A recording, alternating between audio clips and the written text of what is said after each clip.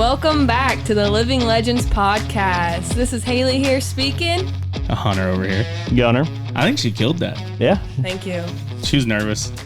She was nervous because Gunner was like, "What?" Gunner's like, "You gonna start it off?" I said, "Nah, we'll give it to Haley."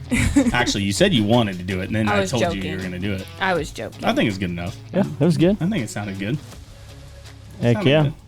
No. Missing a few of the guys, but we decided to jump down here and do a podcast tonight and kind of talk about just a variety of things. Yeah, it's kind of off the wall stuff, really. Yeah. It's stuff these are my favorite podcasts. Oh yeah, like it's not it's not scheduled. It's not anybody that we have like, you know, on the podcast or anything like that. It's just shooting the shit. Yeah, just bullshitting, having a good time. These are my favorite too. Yeah, because I think there are also a lot of questions that we're gonna have tonight you don't hear on other podcasts very often. Not that I've heard. No, and the ones that we're gonna talk about tonight is like stuff that like everybody has to go through. Yeah. Everybody can relate to these questions. Yeah, I mean it don't depend. I mean who cares if you're hunting public land, private land, whatever. If you're hunting Iowa, wherever. West out in Colorado. All of this that we're going to talk about tonight is going to apply to that. Yeah, and I we can just start it right off. I mean, actually, let's go through. Do you have anything on cameras right now? I know how many you got out. Probably 8 or so. I don't know. I think I got 8 or so. You not going with him or what? No. No, she's been in school and working. I know, but no, I got probably 8 or 10 of them out right now, and dude, it's slow. It's real slow. I mean, I have a lot of does and a lot of young bucks. Yeah, and then I'll have like one bachelor group that comes in that has like he's a pretty mature deer. I think I sent it to you. But he's got a big body on him, but he's just like an 8. Yeah. And other than that, just went and put cameras on a new permission piece that we got kind of down by where I killed that one last year.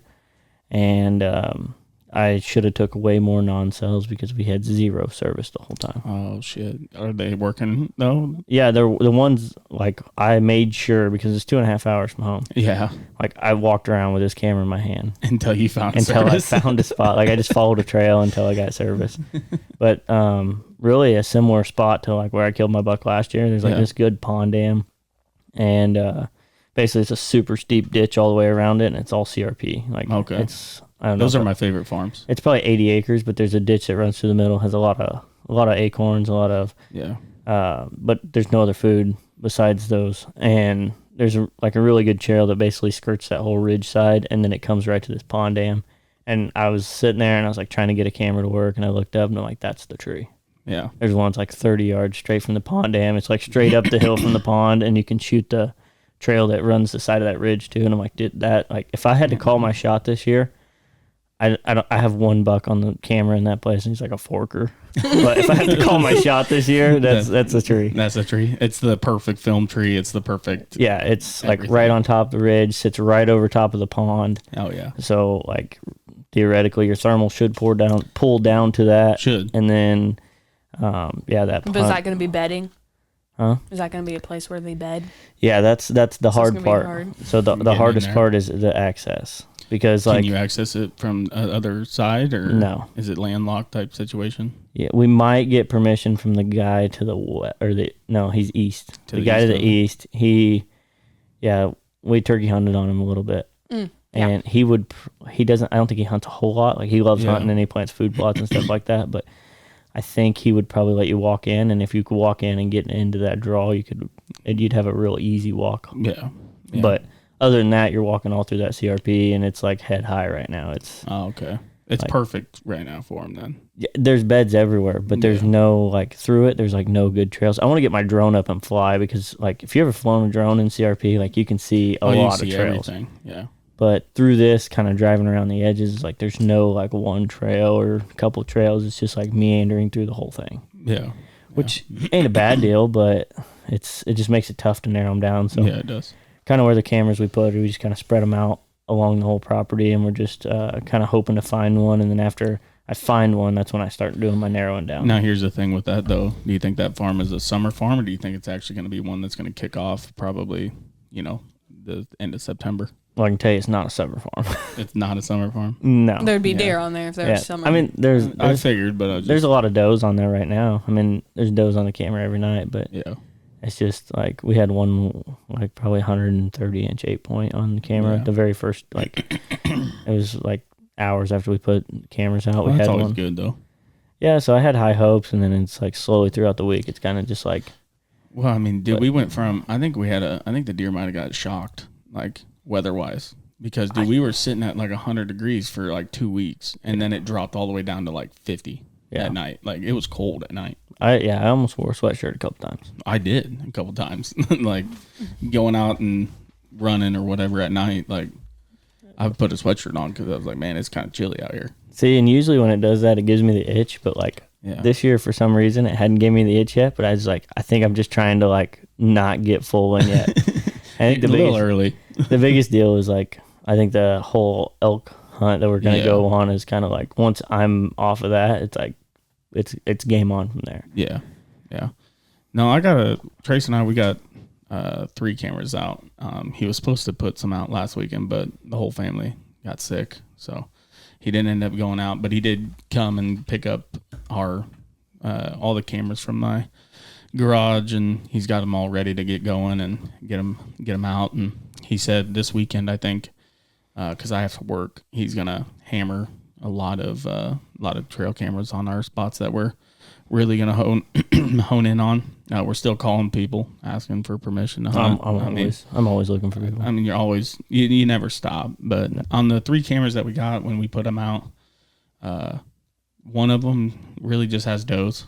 And we put, like we said on the last podcast, we put 50 pounds of corn out about every single spot on the camera, and I'd say the one spot has only pretty much does. I don't think there's been a buck on there. If there has been, it's been like a spike or a fork. Yeah. Then the main spot that we have, like there's definitely a scrape already there. We've got like 8 different bucks, and one is decent. Like it's hard to judge him because his body looks pretty big right now, and we don't know what deer it is from the past. Like he's got points coming off his bases. He's a 10-pointer. Like he's a really nice deer. He's got big bases. Like they're not even like you know how you can tell like in velvet and stuff, like you can never tell because how heavy a deer is really until. Yeah. Some shrink a lot and some don't lose much. Well, looking at his, it's like, man, I don't think he's going to lose very much. Like he looks heavy around the bases, and his body looks big for it being, just the start of August here. But we don't know how old he is. I don't know what he'll go. Probably 50s, mid 50s is what he'll probably go. There is a buck on there that we had pictures of last year. We had quite a bit of pictures of him. We think he's like 7, like 6 or 7. Like last year, his body was massive, and he lost his, I think it's his left side. He lost fighting really early. Well, then this year he literally just goes like, he's really massive. He just goes straight up and forks. Like that's my kind of deer. Oh yeah, dude. I told Trace, I said, dude, if we don't get like a lot of pictures like into the middle of October that are showing anything, I said if that deer walks out, like that's a deer to shoot. He's old. He's funky looking. It's pretty cool. My game plan is like if it can, which right now you can't really get discouraged because like once they shed their velvet, they switch patterns and they switch where they live so much. Like I always have like never fails. Like they lose their velvet. Like I usually don't get very many pictures of like bucks shedding their velvet, except for last year on that farm we were hunting. I had a picture of this buck shedding his velvet, and that was pretty cool. Oh yeah, I don't think in the 20 years of deer hunting and running cameras, I don't think I actually have my own picture of a deer ripping out velvet. All of our neighbors do, but none of the farms that I've hunted have actually shown like velvet hanging off of a deer. Yeah, last year was like, I've had it a couple times, but last year was like the first time like you could see it real good. Yeah. But yeah, that's just once they shed their velvet, it's like that time of them losing that is like it's not a very big window. It don't seem like. No. And I think it's like the deer just disappear. Oh, I think it's literally like a 3-day window. Like once they shed, it's boom. some of these deer walk 4 or 5 miles to a different farm. Yeah, I've had farms before. It's like I have all the deer, and then they start to go and shed, and I'm like, okay, I can really tell what they are, and they all disappear. Yep. But I've had farms too. It's like as soon as that happens, like all the deer show up. So that's kind of like, don't get discouraged right now if your trail cameras aren't showing a lot. Yeah. But my back to what I was getting to is like my game plan is like I've been shooting the recurve a lot. And if you guys have been watching our TikTok, I was shooting at 60 yards the other day just to make Jace mad. He was trying to get his sight tape set up, and you know how it can be frustrating sometimes, especially when you get tired and whatever. Yeah. So I grabbed the recurve and I took it back to 60, and I was aiming like the house up on the hill behind us. That's what I was using as a reference point, and I was hammering it. Oh, really? Yeah. Man, you said you've been on the quest to kill a deer with your recurve. I just need to commit. That's like... Yeah. Like if I do it, like this year's probably not the year I'm going to like 100% commit. Yeah. But maybe getting like a doe or two early. Yeah. I'm going to take it out. Like, yeah. I will. Are you going to carry it with you when you go out? I'm not going to carry both. You're not going to carry both? No, because I know what'll happen if I carry both. I'll just throw it aside and just use the other one. So it's like, I need to like, I don't know. Like I need to just, if I'm going to do it, I just need to commit and do it. But well, with that new elite, you're going to have to, I know. You got to kill the first, at least 1 or 2 with it being a doe, and then get like a third doe tag and just hammer it with the recurve. I know, but I don't know. It all depends on what we got on camera. Yeah. Because like what I said last year, Jason's like, I was chasing this big buck, and like a spike walked out. I'm like, if he gets close enough, I'm shooting him. He's like, you're gonna shoot a spike? You're chasing a big deer. I'm like, dude, it don't matter. I'm shooting a recurve. I'll shoot anything. Yeah. If it's got spots on it, it's getting an arrow flung at it. Seriously though, like recurves are hard. Yeah. They're not a game to. It's all, I don't know. Like recurve is a different craft. Yeah, and I'm starting like this is probably my 3rd year doing it, I think, and like I'm starting to feel like instead of like just. Like, you know, when you first get a bow, it's like you're just worried about trying to do everything right. Yeah.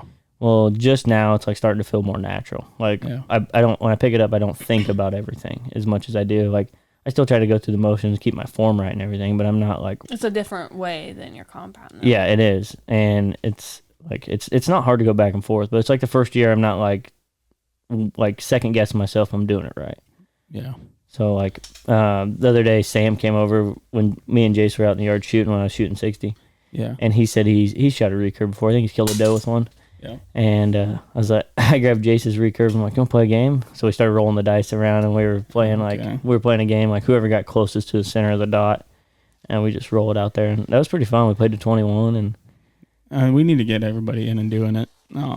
Make a little, I don't know, TikTok or something of us. Yeah. Playing a game against each other. You gotta playing tic-tac-toe at 80 yards or something. You got to keep it interesting. I mean, it's just, it's, and that we can kind of roll into that is like how do you, like you're being prepared this year, like we were gonna talk about gear and everything, but I would say before you ever even think about gear is like, not necessarily what bow to get, but just get comfortable with your bow. And practice. I don't think it matters on bow anymore. Like, if you're new to hunting and just wanting to get into it, just find something that's comfortable. Yeah, that was me. Yeah, and like that's Haley from last year. You finally got something comfortable, but what'd you do? You shot like every night for hours. I did. Yeah. You know, and I think that's like the main thing for anybody really. That's not even just like new hunters. That's me. Like I got a new bow. Even if I didn't get a new bow, I'd still be probably shooting. I shoot once a night now on my nights off. Like when I'm not working, I grab my bow, I go out, I shoot from 25, 35, I go back to 45, and then I go back to 60. And then I've been doing that. And then once I get out to 60, I shoot like 6 to, oh, Jesus. We didn't shut the phone off. You got to go flip the meat. No. So like when I get out to 60, I'll shoot like 6 to 10 arrows at 60, and then I'll move in. Yeah. And then I'll sit at the like 45 mark. And then I'll shoot again, and then I'll shoot again, and then I'll finish it off at 25 again. When I first got into like shooting farther distances, before I like, if you don't feel comfortable shooting 60, then like that's fine. Like, because 90% of my shots I've ever taken have been under 30 yards. Yeah, I think mine too. I always just try to use like a rule of thumb for me is like I always practice like 10 or 20 yards farther than I'm ever going to shoot at a deer. Yeah. And like with that new sight that I'm using is like it rolls out to 100. I haven't shot 100, but I would. Yeah. Like I just think it makes you better. And I think it does too. Like another thing is like don't always start at 20 because like you then you're taking all your bad shots at your farther distance. Like if you're stepping back, like really when I started shooting farther, when I got like my first sliding pin, like we were going out west, and like every day I would start at the house, I'd back up to 60, and then I'd work my way in, and by the time you get to 20, it's like, man, you just like poke it. Oh yeah, and that's something that I started learning. Like I don't know, I've been doing it now for about 2 weeks. I've been starting at 20, but then I don't know, I'm a little backwards when it comes to it. Like I want to be tired at 60. Yeah. Like that's what I want to do. Like I want to really at 60 yards, I want to hone in my craft, I guess. Like what is going wrong? Why is my arrow not hitting where I want it to hit? But it's like 2 or 3 inches high. Yeah. Then I know like that's me. I'm tired, but I want to try to get that where when I am tired and it is at 60 yards, I can actually still hit that. The size of a heart or something. You just want to like, you got to know when to quit because once you start shooting when you're really tired, then you get bad habits. You start getting bad habits and you want to move your sight. Yeah. Whatever you do, never like if you're shooting bad at the end of a shoot, don't move your sight. Wait till the next day and go shoot. I always say your first arrow is your most important arrow. Yep. Because that's like, it's almost kind of mimics like a hunting scenario. Like you haven't shot in a little bit and you're going to go pull your bow back. Like, that's what I'm trying to deal with the recurve right now is like, usually my first arrow isn't very good. And then I'm like, oh yeah, I gotta like, I gotta kind of like remember it again. And that's what I'm trying to work through right now is like, when I pick it up, it's just like first nature, like we are all with our compounds right now. Yeah. And I think it'll just come with time. Yeah. No, I agree with that. Haley, you excited for this year? Have you been, I know you've been absolutely swamped with work and school and life in general, but you haven't been able to go out and walk and hang anything yet. But are you excited to get out there this fall? Yeah, I'm ready for early season. I only have 1 weekend off during hunting season. Yeah, so I'm like, and we got a couple places pretty close to home that we might be able to get like after I get off work. If we get a good cold front in and she's not working during the middle of the week and she's got her caught up on her school, like we'll try, but I only have like the first weekend of deer season. Yeah, opening weekend.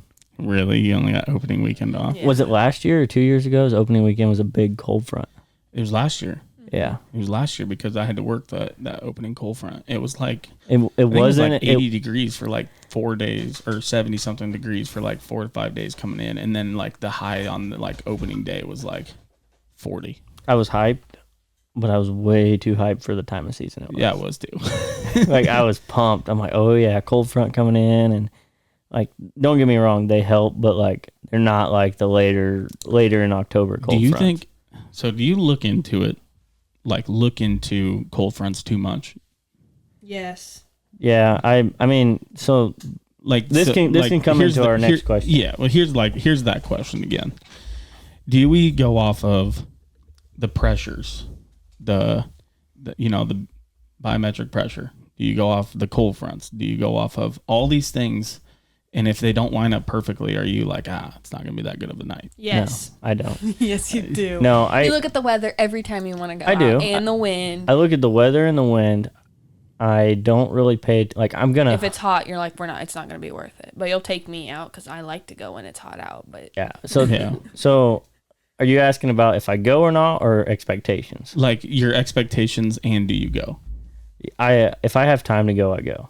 Okay. Because I've killed, I think the last 2 deer I killed in November was like 78 degrees, 75 degrees. Yeah. So like when it comes to rut, when it's time, it's time. Like they don't care if it's hot or cold or not. No, I agree with that.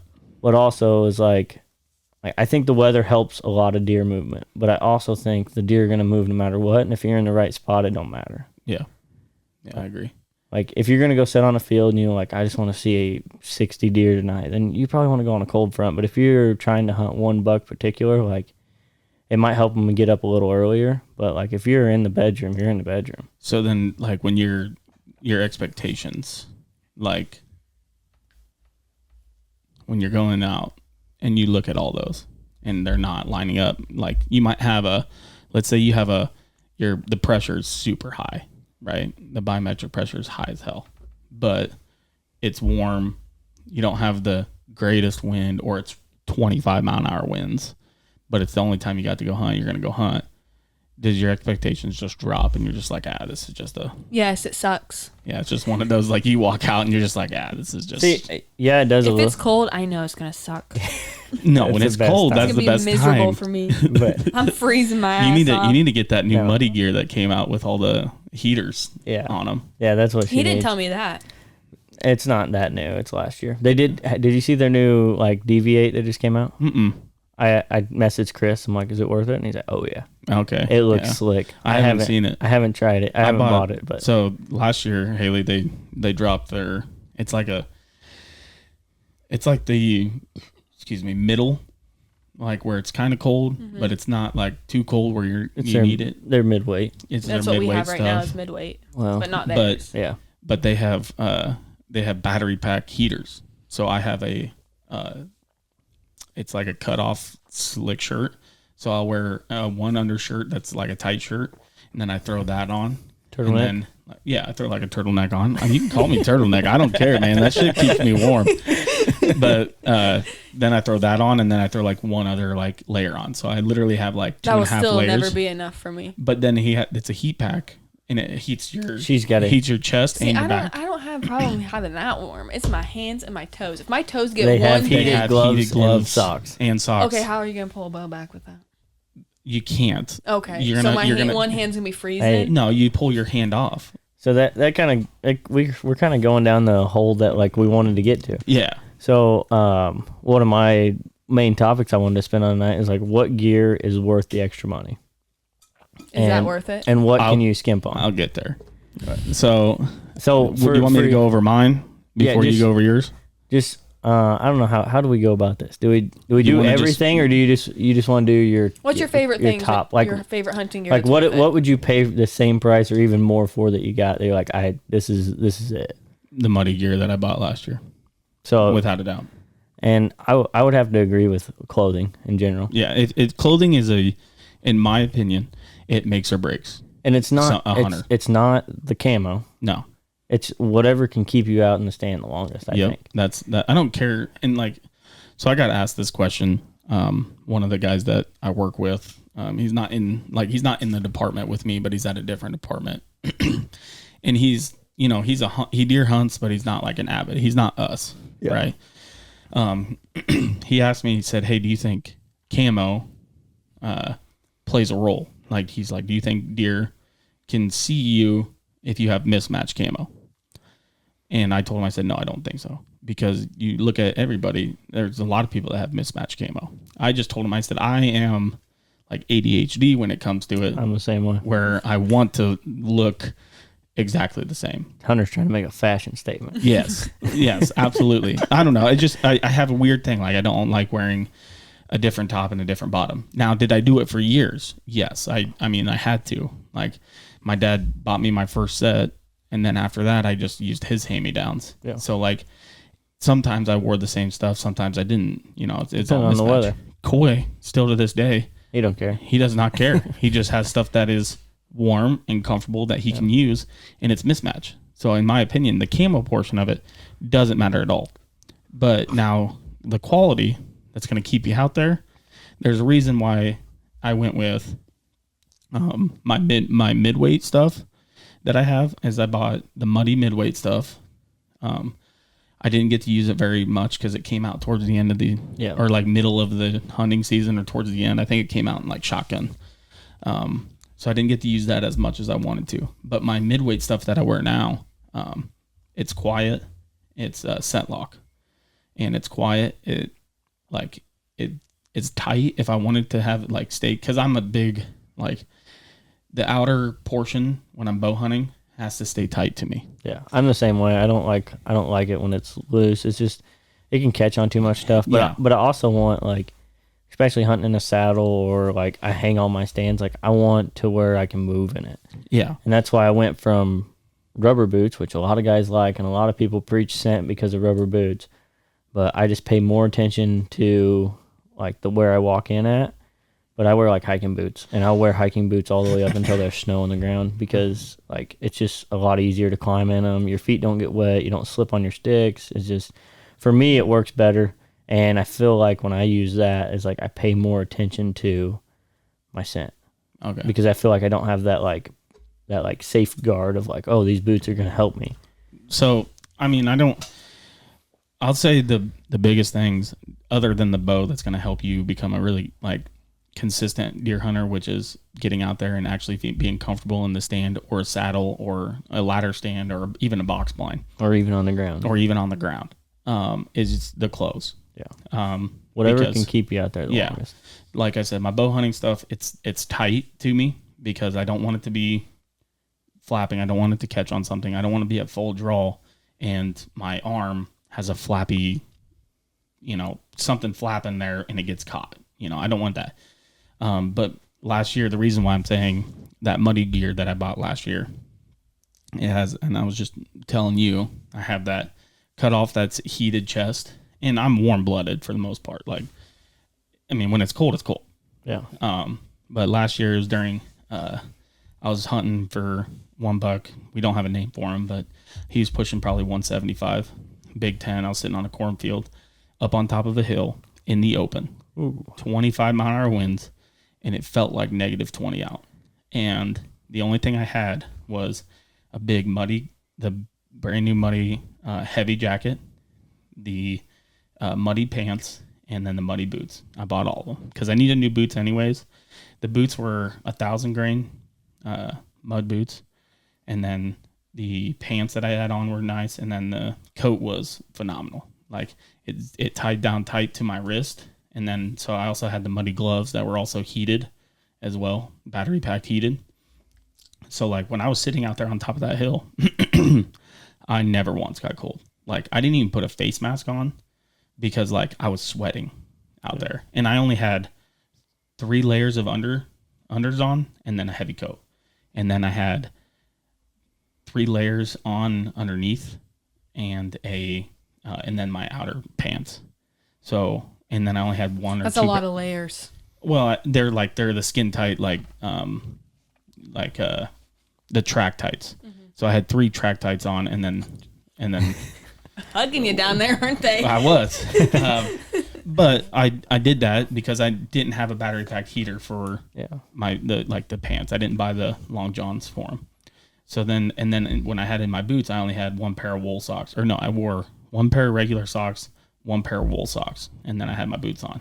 I was sweating the entire time. See, I get real hot. Back in the day, my feet used to get cold all the time, and this can go into like a piece that's worth the money. So I went to the store and I bought the heaviest grain, like 1,200 or something grain insulated boots. Like they're like the tie up boots. I'm like, my feet are not getting cold. First time I hunt, feet frozen. I'm like, what the heck? Then I learned you need stuff that breathes. Yep. So we were at Scott Pace's last year, and he turned us on to these like alpaca socks or something. Mm-hmm. And dude, you will never wear another pair of wool socks. These are like, I'm gonna have to buy. What are they called? Antimicrobial.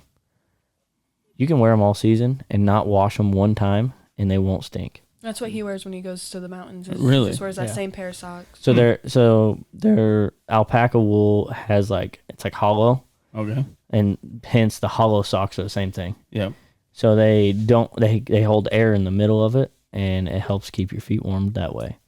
And being the antimicrobial is like you get real sweaty and then you hang them up, say you're out west, and then they dry out and they don't stink.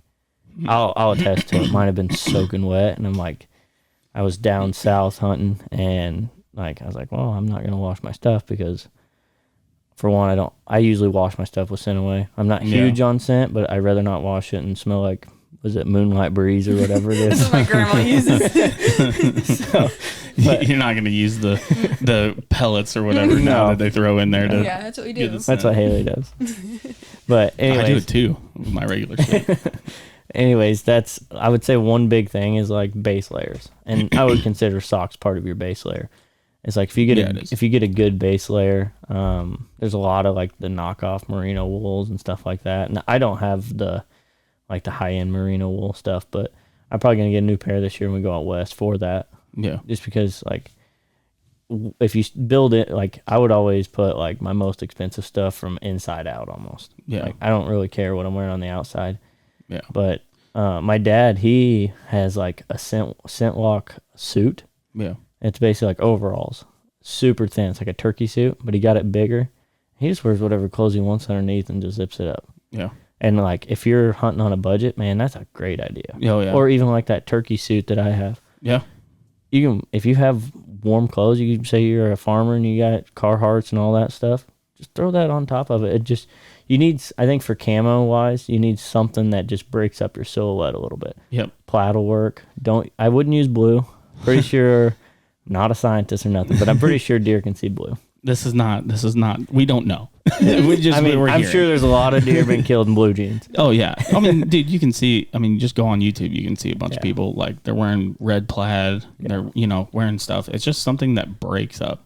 So like anybody that's like, oh, I need to have Stika, or, I need to have this, or I need to have that, like the top name, Muddy even, like you don't. No, you don't need it. It's really Just go to the local Walmart. I mean, you can. And you can be, as long as you have a good base layer, you'd be perfectly comfortable. But I'll tell you what, man, those base layers that Muddy had that I bought, I got them too. They're pretty good.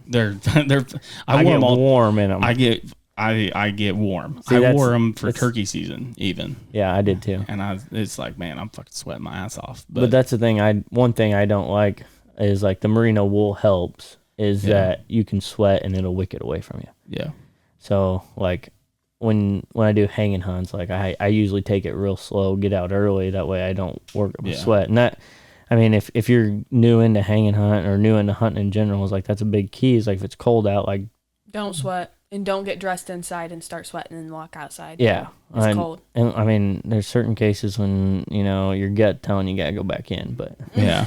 That's you every time. Dude. How often? Dude, during turkey season, we'd show up and I'd be like, all right, you ready to go? We'd have everything ready and you're like, oh, I gotta be back. And I was like, what? And you're like, coffee hit. And I was like, oh, Jesus Christ. Like, come on, Gunner. Yeah. Like every time, man. So I'd say for me, that would be one big deal is like, you're just Are we your all clothing. at a consensus that the most important thing is clothes? Because I think so, and that's for a brand new hunter. That's for the hunters now. That's for older guys. Still trying to get out there and get after it. I think it's clothes. Yeah, I mean, everybody thinks bow, but really, I think it's clothes. Well, at the end of the day, it's like you're got to have the opportunity to shoot the animal. Yeah. So if you're not in the woods because you're cold or whatnot, then you're not even getting a chance to shoot at the animal. So yeah, I think it's close, but I'm not saying that being adequate with what you're hunting with is not a good idea. No, yeah, you need to be. It's important. You need to know your other gear. Yeah, but having just like a piece of clothes that will keep you comfortable. And it can be stuff you already have. It don't matter, and it doesn't need to match. None of that needs to match. I think, like we've said before, it just needs to break you up. Yeah, Here's a question for you that I heard today on a podcast. Do you think face paint is falling out of like the hunting side of things, or do you think it's still? It's for me. It's like situational. Like if I'm in a tree stand, like probably not going to use it. But if I'm like ground blind, I like to use it. Turkey hunting, I like to use it, but I used to wear it all the time. But I've switched to a face mask. Yeah, because like for me, like, especially where I was hunting last year, it was on a hill, like open field, and the wind just blew right down, and it hit me right in the face. And like for me, is like I had like a Sherpa kind of, it was a neck gaiter, is all it was. Yeah. And I wore that, and man, that thing is a game changer. I'll be honest, I rarely bring a face mask, but I rarely put it on. Yeah. No, I wouldn't say I put it on to break up my face. Yeah. Like this is tree stand. It's hunting in a tree. That's me too. Because like, I'm hoping to get a shot off before they even look up at me. Yeah, I mean, that's what I'm hoping to.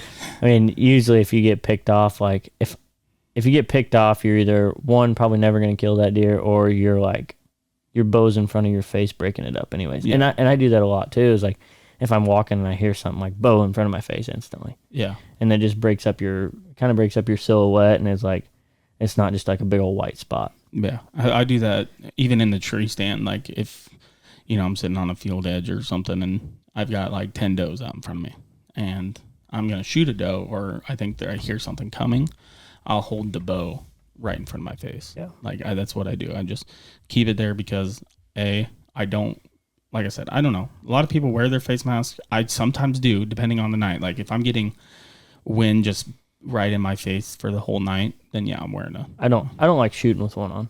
No, I won't shoot with the face mask on. No. I pull it down. Yeah. I can't get anchored Yeah. where I want to be I'm the with the same face way. mask. Me and Scott were talking about it when we were there. Like when my beard grows out, like Yeah. I can't feel my anchor point. And Haley thought I was crazy when I was telling her that, but Scott's like, I'm the same way. He's like, I keep it pretty trim because he's like, I can't feel my anchor point. Yeah. No, you have to. There's just It's just certain little things. But things yeah, like that. I don't know. I think face paint's kind of fallen off of it. I don't think a lot of people are going with it anymore. Some days it just gives me the extra oomph. Oh, like, ooh. Oh yeah, like we're getting at it. Oh, yeah, like, I'm walking into this bitch. They don't know. They don't know. But I tell you what, if you are wearing face paint after Halloween, I used to go in there and buy their face paint in little tubes. Yep. And you could buy it on like 10 cents a tube. And that stuff comes off good, and it doesn't come off when you sweat. Yeah. And a little tiny drop will cover your whole face. Yeah, I'll say going back a little bit, I'll backtrack a little bit to the scent side of things. Like you're not big into scent.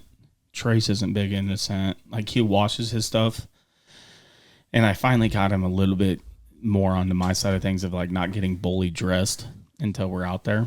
But that's just how I am. That's how I grew up with like my dad. That's how Coy and Brian, that's how we've done it for years, man. Like I have 3 sets. Okay. Actually 4. Yeah, you're crazy. I have 4 sets of clothes. My washing, I actually should probably wash a lot of my clothes in scent free, and then I leave them hanging out for a month in hot, dry weather. I do. I even do it with towels, like your shower towels, because I shower every time before going hunting. Your shower towels are even unscented? Yes. I'm not joking. What about I your also, toothpaste? No. Have you ever seen that? People are like, Yeah. what do you brush your teeth with? And people are like, if you're close enough, that sucker's smelling your breath. It should have been dead by now. I do. So like what Coy and Brian and I have done and I don't do it anymore, but I think Coy and Brian still do. I still brush my teeth just with regular toothpaste. Oh, good. I'm glad. But I use the unscented deodorant like everybody does. Oh, yeah. But then like what I would do with like Coy and Brian is we would take baking powder or baking soda and you'd throw it in your mouth, get some water and wash it out because it's supposed to help get rid of a little bit of scent. Yeah. So I've heard a lot of guys will put their clothes in baking soda. Like, yeah. And then for like boots, I put baking soda and stuff in my boots and leave them outside for a month, and then I don't touch them. See, You guys even let me have the Cincy pot down here during hunting season. No. Like that'll be turned off. Like my clothes are in so the way I do it, basically, just kind of gist it, is like I keep my stuff in like a sealed tote. And the only reason I do that is because Haley likes lighting candles. And she does it all year round, no matter. There's always a candle burning. This in the fucking house smells phenomenal every time I walk in. At least it doesn't smell like Hank. Yep. So, anyways, I keep my stuff. I usually bring it inside because I don't like getting in cold clothes. Yeah. And I have I used to buy like these big bags that I put my clothes in, and then I just throw them in like a regular Walmart tote. And then last year I got one that kind of seals. So. And you got that new one, that scent thing that runs the scent. Yeah, I got a scent bag now. Okay. So I've heard those are really good. So basically, that just has an ozone generator in it, and I kind of experimented with it a little bit last year. The only reason I did is I was hunting away from home a lot, and like if I got real sweaty doing something, just throw them in there, run them for an hour or so, and then go. But I've wanted to try them. I've just never bought one. I honestly wanted it for just a bag. I just wanted a good duffel bag that I could put my clothes in. But You got it for Christmas. You didn't even buy it. yeah, I probably wouldn't have bought it myself. And that's, I mean, that's one thing that's like, it's super nice to have, but is it do you need to buy it now? Do you need a scent crusher bag? Do you need a scent crusher closet? Do you need all this? No, you don't. I have my stuff in a Walmart tote sitting in my garage. Once it comes off the line after a month of hanging out, getting rained on, getting the heat on it, it all turns around and goes right into a tote, and then it stays in the tote. That's underclothes. That's all my shit. And then my garage is heated, so when I get out in the morning, I'm not putting on cold underclothes. And then I put my tote in the back of the truck, and then I drive to where I need to go. You drive to where you need to go with the heat on? In my truck? Yeah. I don't. So I don't have it full blast, but I have it on, but I have a heated seat. So I just click my heated seat. So that's and steering wheel.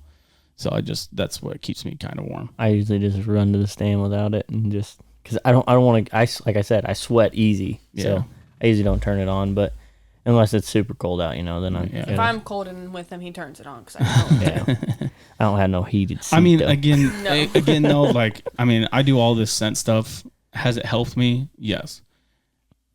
Is it more the fact that the deer just don't care? Maybe. Yeah, you'll never know. You never know.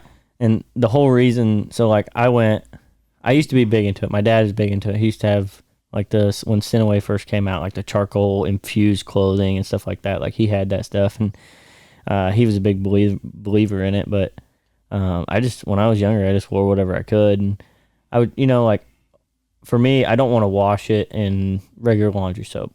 Yeah. And like my deodorant, I don't like, if I can smell myself, deer can smell it. So like I try to use scentless, and then I try to use scentless like shampoo and body wash or whatever. Yeah. And that's about the extent of my scent. I don't. No, she doesn't. She said it makes her hair feel bad. It's disgusting. Oh yeah, it makes my hair bad too. Imagine trying to brush my hair with that crap. But Hell no, I will wash my hair the night before and just not take take a body shower with the scentless stuff and just leave my hair this way it is. But I don't Gunner's sitting there videotaping, and he's just like. But did I kill a deer? Yeah, coconut. I killed 2. Coconut midnight deer. breeze. So I do not care about that. No, but that just brings to the point is like I'm this, like, I'll wash my stuff in that and I'll do that. Like, I just don't want it to smell like super strong. Yeah. And then after that is like, I found myself, if I wasn't relying on that stuff to work, that I play the wind. Just like I was mentioning with my boots.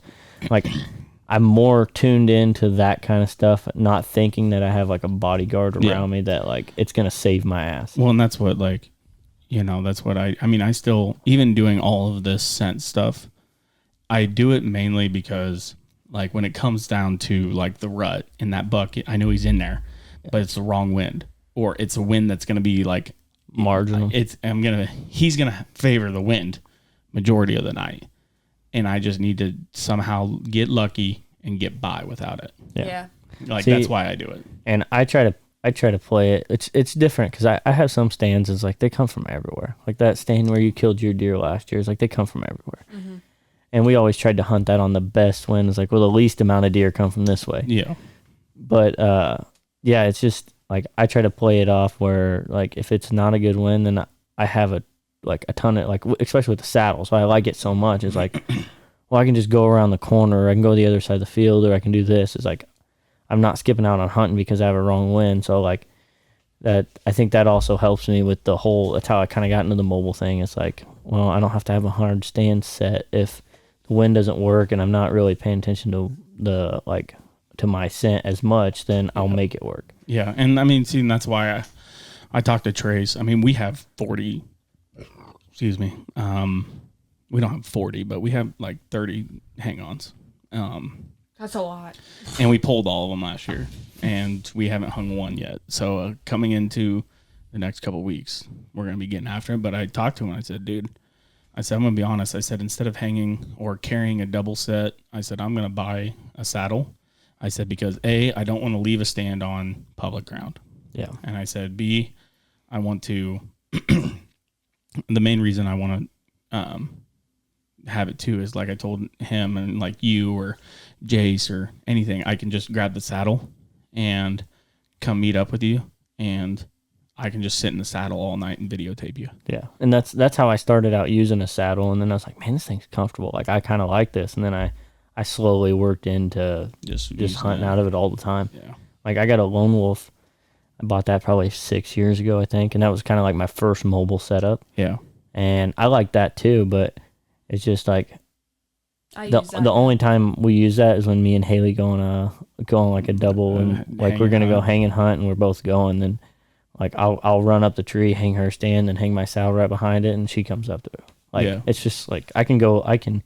Usually I take my tie off rope, and she stays at the bottom of the tree, and I go up, screw my bow hanger in, pull her stand up, set it, pull my bow up, and then pull her bow up. And I'm sure she loves standing at the bottom of the tree for like 20 minutes in the dark. But I don't like it.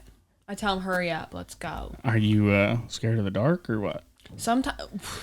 What was it last year? There's some freaking noises out there. Okay. Hey, everybody's a man until you hear a little noise when you're walking in pitch black. Dude, we can run down that quick. I'll be honest with you. There's a couple times that I've been like, man, what the fuck is following me? Like, no way. Like, there's not a mountain lion here, right? Like, no shot. You know, like. We won't go down the rabbit hole, but I've seen them. God damn it. Yes. I don't know. I'm just saying, like, I agree with you. Like, what keeps coming up in my head is, like, back in the day, like, my dad would take us hunting and stuff, and we'd be walking out, and I think I might have said this on the podcast before, but maybe in, like, the earlier podcast episodes, but we'd be walking out, and, you know, like, as a kid, following your dad out there hunting, or your mom or whatever, and you're just going and, you know, stepping in their footsteps because, like, God forbid you make a noise. If you don't pick your fucking feet up one more time, me and you are gonna have a problem. Heel to toe. Yeah, heel to toe. Pick your fucking feet up. You know, like that's how that conversation would go. Yes, it still does. And so I have that conversation with Trace still. Like every once in a while, we're walking in, I'll be like, "Dude, pick your fucking feet up." I don't know what it is, but it always sounds like the person walking by you or behind you or in front of you is 10 times louder than you are. And I don't know why it is that either, but you know, walking out with my dad, I can remember it vividly. We were walking out. We were on a big hayfield. So we were coming up on top of this big hayfield, walking up a hill, coming out of a big bottom. And it was like late muzzleloader or something, but there was no snow on the ground. And we were just walking out. And all of a sudden, and he didn't say a fucking word. He just takes off fucking running. He's like, run. Like, he just doesn't say anything. Just fucking bam. And I just like freaked out, like, oh fuck, and just took off running. And he's like coyotes, and I was like, what? And I'm like fucking 8, dude, and I'm just slow fucking run, like trying to catch up to him. And then he just stops and starts dying laughing, and I was like, yeah. And now I'm looking back, I'm like, you motherfucker. The scariest thing I've had walking out in the dark is like I try my hardest not to use any kind of light. Oh yeah, I never do. Like I'll use them. It depends on where I'm at, but I'll use them every once in a while. But anyways, hanging a stand, like sometimes you got to use them to be safe to get up in the stand. Yeah, I still don't do it. I do. I don't know why. I just don't do it. And I used a green light, and I'll use a white light too. I don't care. But anyways, one time I was walking through, and I'm walking through this pasture, which nothing should have been in the pasture. I was right on top of the hill. I'm walking, like you can kind of see the sky like a little bit. And it's like one of those days, it was just blacker and black out. Oh, yeah. And walking, I heard something. I'm like, man, that sounds close. I don't know what that is, but it sounds kind of big. Walking, hear something again. I'm like, what? Like something stand up. And I'm like, what the heck? So then I turned my light on. I think I was walking out. I turned my light on. I'm in the middle of a ton of bedded cows. Oh. And I'm like, uh-oh. And I was like, whatever, I'm just going to keep walking. And this one old cow, she's a mean girl, looks at me, and it's pretty frosty out. Like you're starting to get the frost on the top of the grass. And I turned my light to her, and she just blew out steam out of her nose. I'm like, uh-oh. And so I just started walking, and I could hear her behind me walking. I'm like, okay. Then she started trotting. I kind of started trotting. Next thing you know, I'm full sprint. And I ain't looking back. Full sprint, this barbed wire fence. It's like a brand new barbed wire, so it's pretty tall. You just run right into it. No, I jumped over it. Like somersaulted. I didn't think I was that athletic. I turn around, and that cow's nose is like half an inch from the barbed wire, dead staring at me. I mean, I swear I could feel her breath on my butt cheeks. She was on my tail. I'm like, woo. That's great. But I've been chased by more cows than anything. Like, if you ask me, like, I would much rather, like, coyotes howling, whatever, don't bother me. Was that more scary than the mountain lion screeching? Oh, absolutely. I'll tell you. I was in a tree when I heard the mountain lion, but and they could climb in trees. They sleep in trees. I had a bow in my hand. There ain't no way I'm taking that cow is way bigger than that damn mountain lion. And I can tell you this, she was not a damn bit scared of me. No. Well, that like goes back to like we used to hunt in a buffalo pen, and oh yeah. So like one morning, like I just get out and I start walking, and I don't walk with a light. I just don't. Like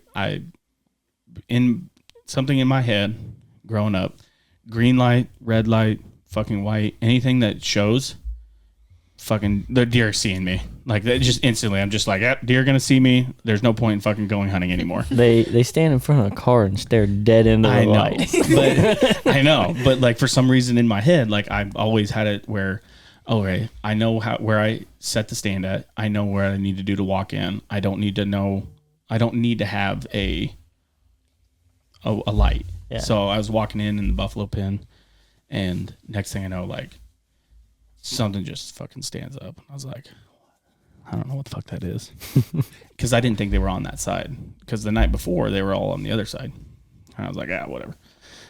So I just keep walking, and I get a little closer and a little closer, and I was like, I could hear something, and I was like, man, this is like I know where I'm at, but I don't think they're over here. And I turned my light on. And I was like, okay, fuck, I'm gonna turn my light on. I turned my light on. There's two big bulls, like 10 yards, and I was like, oh fuck, my fucking nuts went to my throat. I was just like, oh god. And luckily, I mean, they just kind of took off running. But I was just like, whoo. If I wouldn't have turned a light on, I would have just ran right. I would have just started petting one. Next thing you know, I would have been fucking just mangled. But yeah, dude, I don't. I mean, now like I don't really pay attention to. I just walk in the dark. I don't know. I'm used to doing it. Hey, if you can't see it, can't be scared of it. Now, yeah, there's that. That's the mindset, man. You got to have the mindset. I don't know. I've had it where now if you get me out west, yeah, there's a lot of things out west that'll kill you. I'll probably be a little bit more eerie.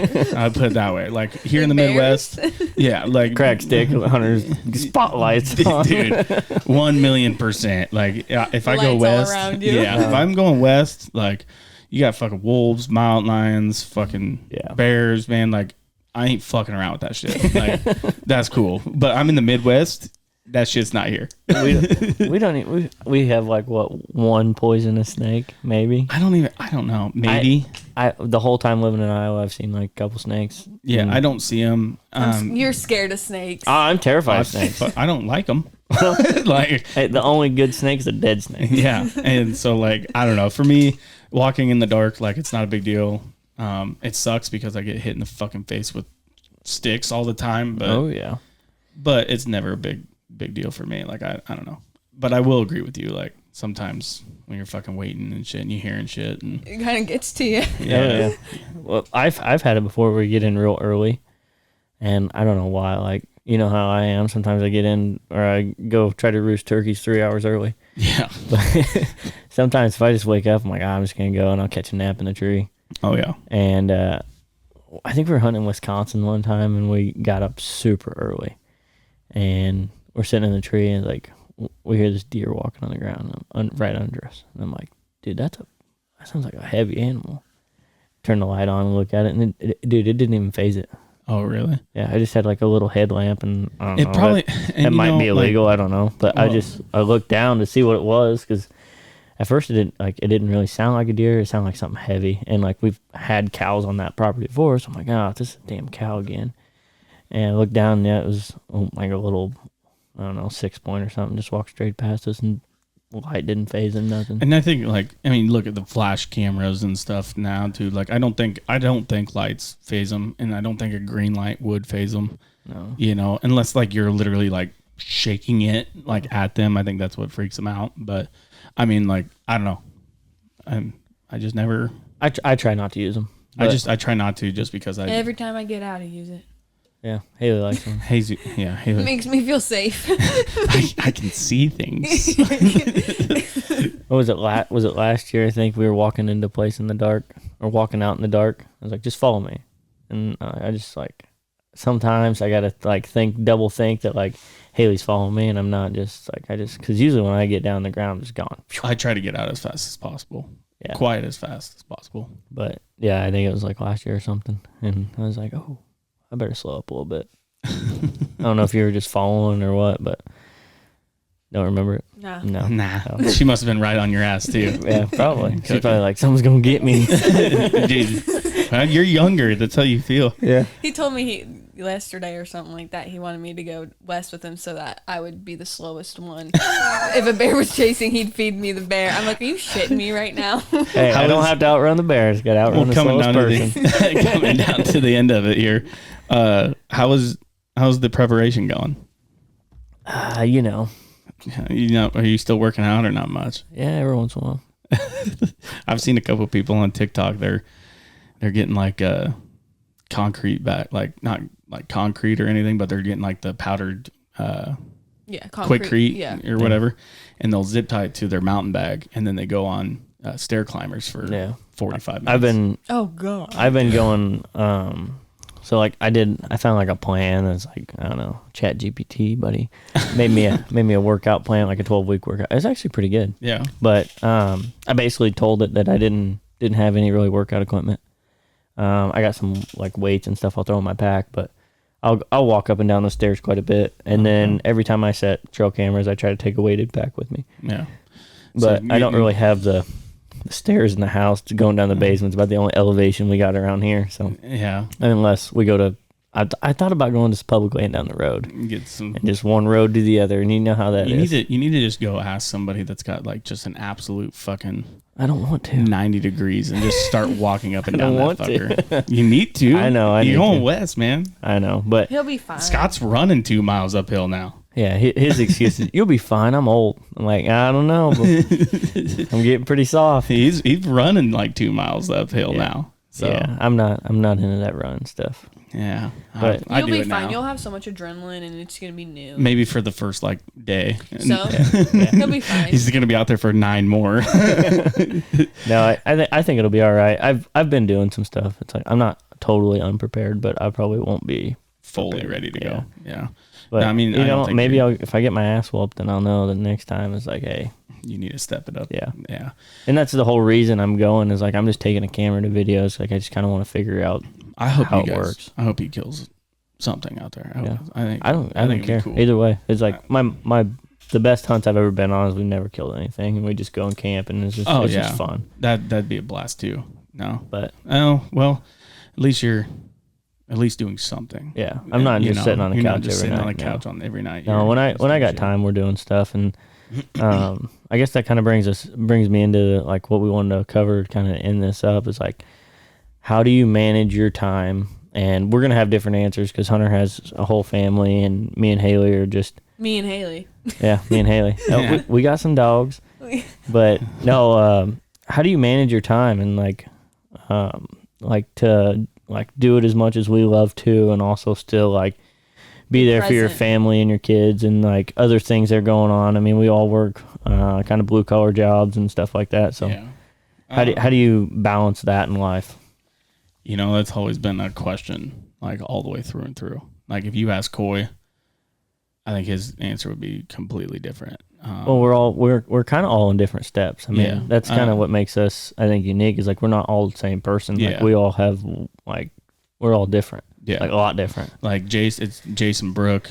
They don't have dogs. No, you know, Jace right now. Jace is living by himself. Yeah, and then you two, you have 2 dogs. Yeah. And then like you look at Trace and me, we have 2 kids. Yep. And fiance's at home and. You work weird shifts. I work a complete ass backward shift than your normal person. Yeah. And then like Coy, he works he's been working 6 weekends in a row. I think he just had one off finally or whatever. But like everything's completely different. But like for me, like I have to give props to like Jade. She does phenomenal work because she knows like we had the conversation when we first started even talking, was like, hey, deer hunting is like my thing. Like everybody has a thing.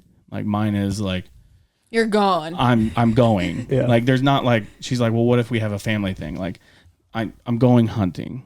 Like it's not because of like we have living legends outdoors or anything along those lines, or we need a video or we need something, you know, like it's just because I enjoy being out there. Yeah. I grew up with my dad out there. My dad showed me everything there is to, you know, doing deer hunting up until he passed, you know, and I think that's the main reason why I do it as much as I do, and why I love it as much as I do, is because the outdoors brought that for me and have like memories and stuff. So like for me, Jade's a trooper when it comes to that. Like she knows that when I'm on my day off, I'm going to go hunting and then I won't be home until after dark.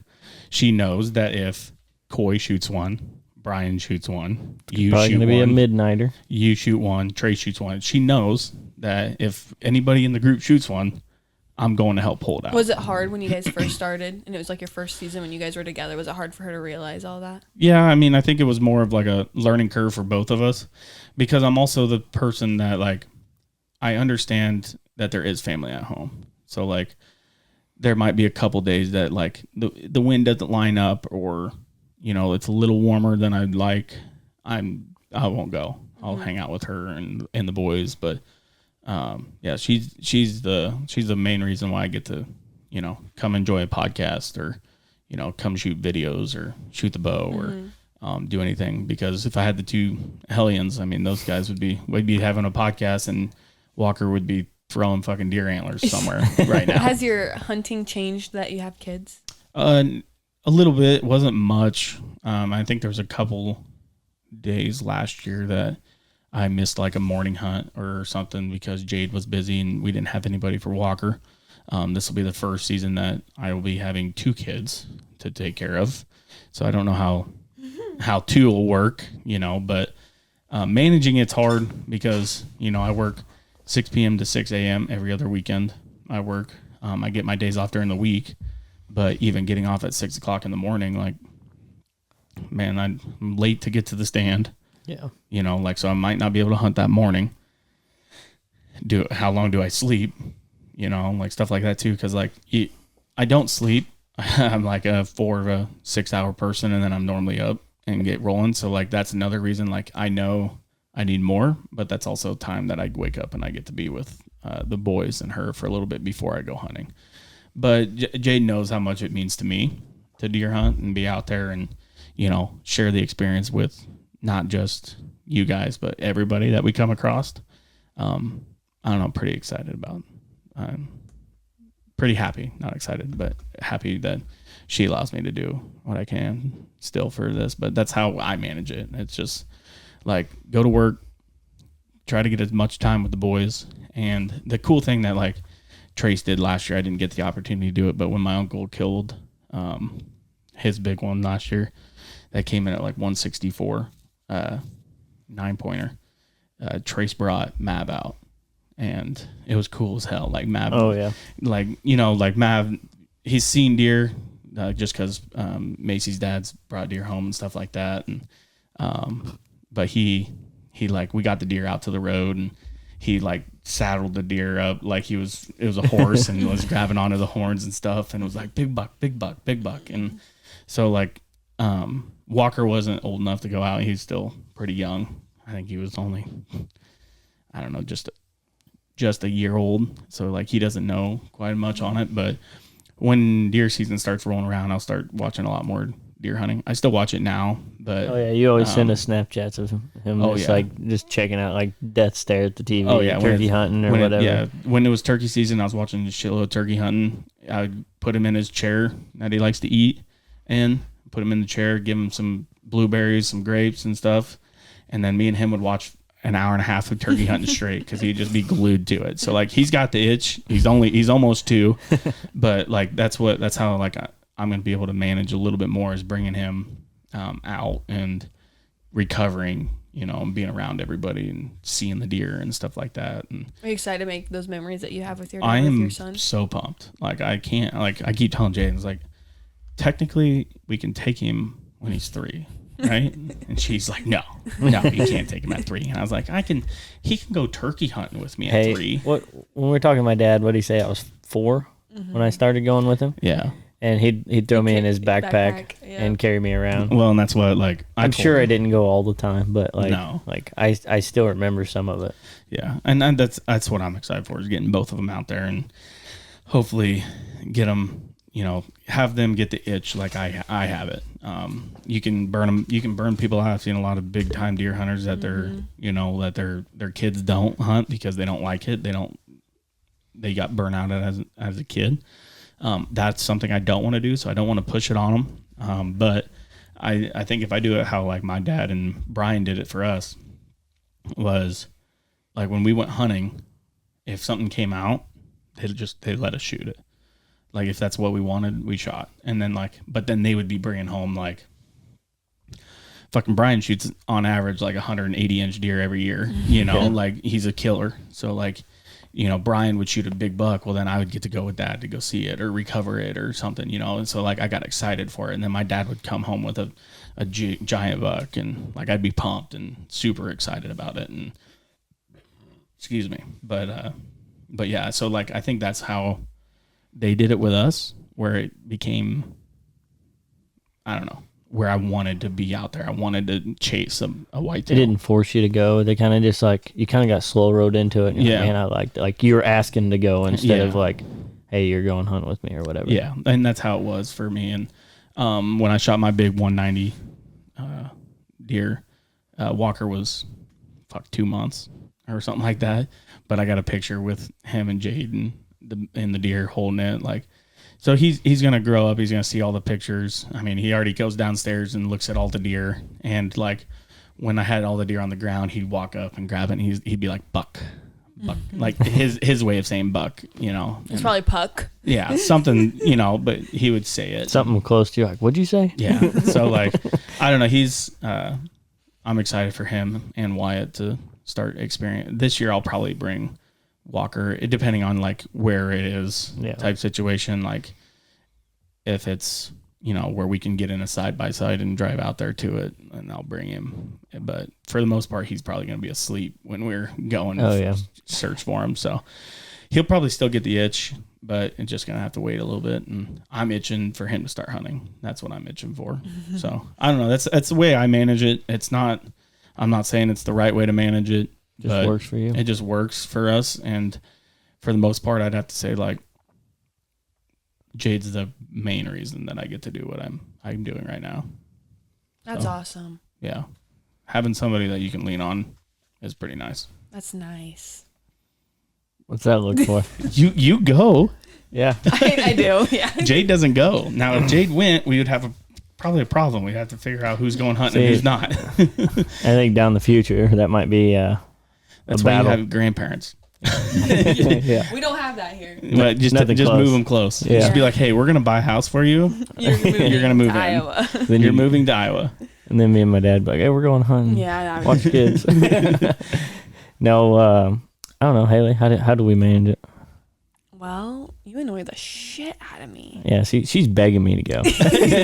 No, Jade gets to the point where like once like we're halfway through deer season, she starts like, all right, like, are you gonna hang out with us at all? Yeah. All right, like I'm sorry, I'm going, and and she's like, can't you just kill one? I said, even if I kill one, I'm still going to videotape. Like I'm still gonna go hunting.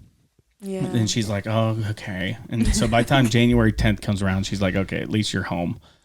And then like 2 months go by. She's like, get out of here. Well, yeah. But then like normally about 2 months goes by, and then it's like, she's like, when's hunting? And I said, October 1st. And I was like, well, turkey season starts in a couple weeks. She goes, thank God, get the fuck out of the house. I'm like, all right, fair enough. No, I think for us is like, we try to like crunch all our stuff in kind of like we kind of put deer hunting first for a lot of things, but like we try not to miss out on like family stuff and like hunting down around your grandpas and your dads and stuff last year. Like that helped because I got to see them still. Yeah, like I don't know, if it was a slow, like I would go hunt in the morning and then come back and either get a nap or hang out for 3 or 4 hours and then turn around and go hunt and then come back and then hang out at night. So like yeah, We I don't know. I say we like during season we like take advantage of the time we have off a lot more than we do now. Yeah. We're definitely not sitting around doing nothing. It's like when we're not hunting, we have things around the house or whatever we need to catch up on. Work we got to do. So Yeah. I don't know. I don't really. I told him when we have kids it's gonna change, but Yeah, we'll see. the time management thing, I guess, is like if I am like for work wise, like I only have so many days I can take off. Yeah. And I usually like to take like last year was way different than what I ever did. I used to always like first week in November or last week of October, I'd take a week straight off. Yeah. And last year I was like, man, I think I didn't have as much vacation as I usually did. I think we did something or I can't remember. I took some vacation and I didn't have as much as I usually did. So I last year the time management came in like big time. So I would like take like a long weekend or something. Like I would plan it around like a cold front. Yeah. Or I have a like my boss is pretty understanding. So like I would be down south and I was like, dude, this is like this is time. It's like lights out. And I'd message him like, hey, can I get one more day off? Like, and he's like, do you got anything going on? Do you have any priorities, big things you need to get done? I'm like, no. And kind of built that trust of like, if you know you need to be here, you need to be here. And if you got time to take off, you can take off.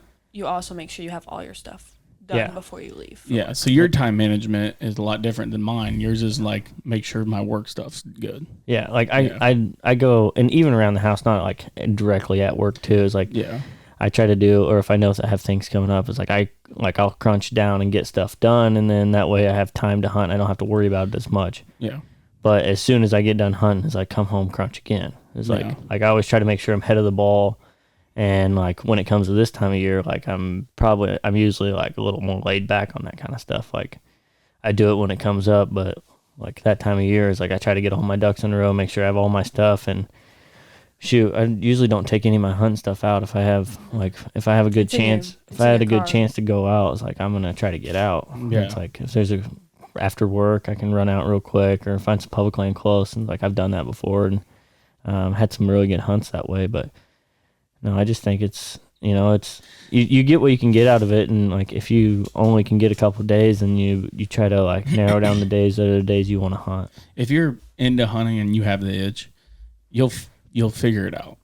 Yeah, like that's you'll make it work. And like I know, like if you got to be home with family, then like.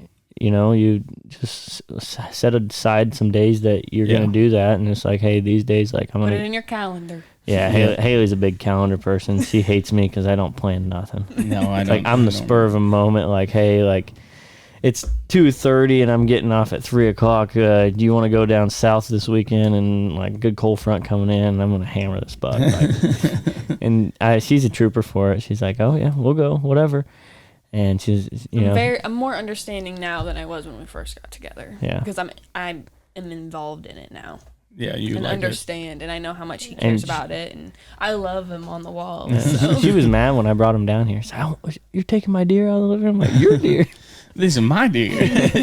No, but and when really kind of how you got into it is like you just wanted to shoot, and I wanted to have time with you, and I knew that it was your life. So in order to see you in those 3 or 4 months that is deer hunting, that I'd have to do it. Yeah, I don't really know how that started off. I think when we started talking, I was like, I like this is my thing. She'd be like, hey, we got dinner plans Saturday, and you'd be like, yeah. Well, she got spoiled the first year we started talking. I shot I don't know, it was like 3 years ago. I shot or 3 or 4 years ago. We don't have back. Yeah, I shot that 160-inch buck. It was like 75 degrees on like October 31st. Yeah. Oh shit. And then she's like, oh, this ain't bad. And then I'm like, the next year I didn't kill nothing. She's like, this is terrible. Yeah. Like, why aren't you killing anything? Why aren't you coming home with something? Why are you hunting every day? I told Jade that because the first or second year we started talking, I killed October 27th. Yeah.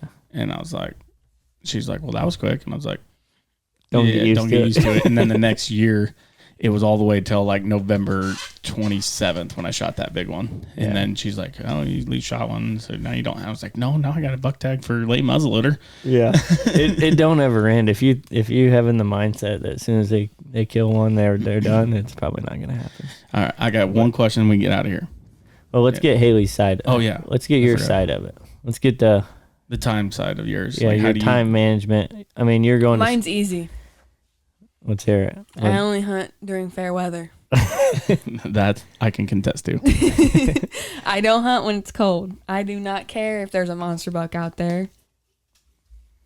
You're telling me right now, no, if you had a picture of a 200-inch deer and it was I would tell him to go shoot it. I don't care. I just like to go when it's nice out and I can enjoy the scene and not freeze my butt off and be comfortable. So you're the hunter that hunts from October 1st to October 25th. Yeah, sure. No, I killed mine in. It was warm this November. This past November it was warm. I went into November. Yeah, you killed your buck on like the 13th or something, or 7th or something. Yeah, I mean, we looked it up on one of the podcasts, but yeah, she was hunting during the rut.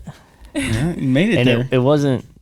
It was a weird. Last season was weird for the rut. That's how I do it. I only hunt when I feel comfortable. Because if I'm not, I'm not diehard like these guys. I enjoy it and it's fun and I'm glad I got my deer last year and I want to go again, but I'm not gonna sacrifice my limbs because I'm freezing. I would like to feel my toes and my fingers. I don't know. She talks a cool game right now, but after she shot her buck, she about fell out of the stand. Well, yeah, I was excited. So he's. What was it? You were down at you were calling. I think she called everybody in her phone book. And I was like, hey, we'll go get him here in a little bit. And like, we'll just give him some time just in case. Like, it looked like a really good shot. And it's, of course, the one I did in video. I don't think I brought the camera that day. I think it was supposed to rain or something. We just didn't want to. It was a night one. Yeah, something like that. Anyways, so I was like, all right, you climb down and like you're about to fall to the stand. So you just stand on some stable ground and I'm going to tear this stand down with me because in that tree, I don't saddle hunt because it was huge. So I hung the lone wolf. I'm like, I'm going to tear all of my stuff down and then I'll come down and then we can go get it. And she's down at the bottom of the tree just screaming on her phone, talking to everybody. I just shot my first buck. And it was awesome. But it was pretty cool. It was sweet. That was cool to experience. Yeah. But then, otherwise if I don't want to go out, I just stay home and he goes out and I'm fine with that. Yeah, I'll show you a picture of the deer that I just got sent to. It's not one that I'm hunting. What's your last question? Yeah. Last question that I have is I heard it on a podcast. It was it said like if you had the chance to for the year, you had a chance to shoot 3 does or 150-inch buck. What would you shoot? Would you spend your one year like it's like let's just say let's not go with the year. Let's switch it up. For the year, you can go hunting. You go hunting 3 times, and you kill 3 does. Or you go all year, and you go one time and kill a 150-inch deer. So one time you kill a 150-inch deer first sit, or do you choose to kill 3 does in 3 different sits?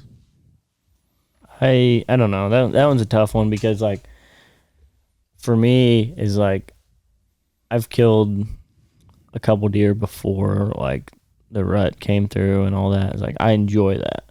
Yeah. And for me is like I enjoy the hunt and I enjoy the hunt just as much, if not like more than actually harvesting the animal. Yeah.